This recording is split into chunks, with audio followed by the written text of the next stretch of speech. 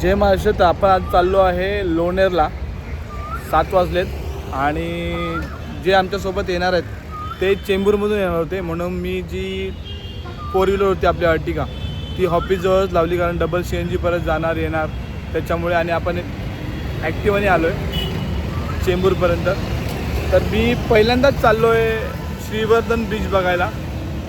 याच्या अगोदर आपण आरेवारी बीच बघितलाच होता. तर चला हा बीच किती सुंदर आहे आणि किती छान आहे त्या ह्या ब्लॉगमध्ये आपण नक्कीच बघू. तर चला सुरू करूया. हा प्रवास आपण कंटिन्यू करू आणि खूप मजा येणार आहे.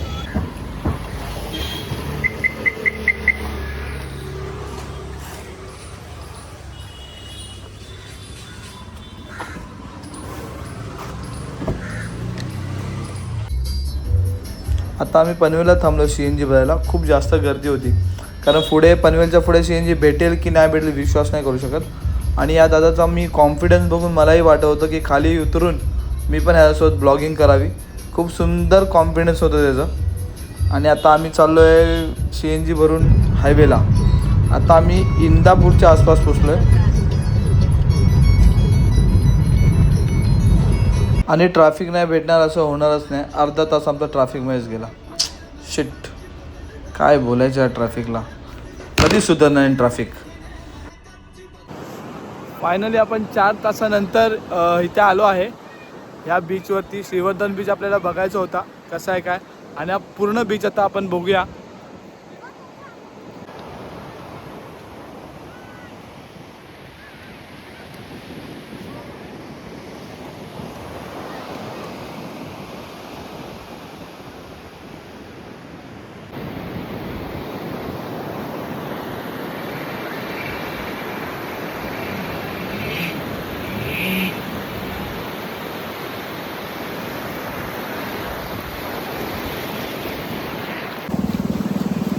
आपण निघालो होतो 7 वाजता. थोडी ट्रॅफिक होती माणगावला.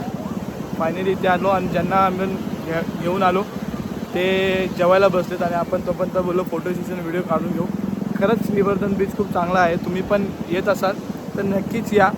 तुम्हाला मुंबईमधून यायचं असेल तर नक्कीच मला कॉन्टॅक्ट करा. नक्कीच मी तुम्हाला 7 सीटर गाडी देईन आणि घेऊन पण येईन.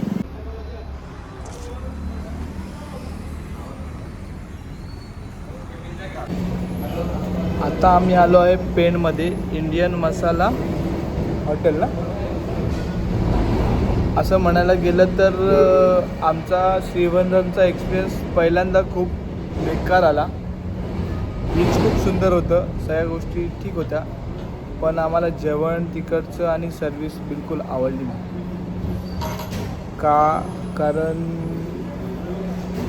तिथे पार्किंगची सुविधा खूप कमी होती आणि जेवणाची सुविधा पण बेकार होती. आणि जिकडे आम्ही काही गोष्टी बुक केल्या होत्या किंवा राहायला घर असतं किंवा काय ते ती सतत लाईट जात होती. म्हणून श्रीवर्धनला जात असाल तर विचार करून जावा.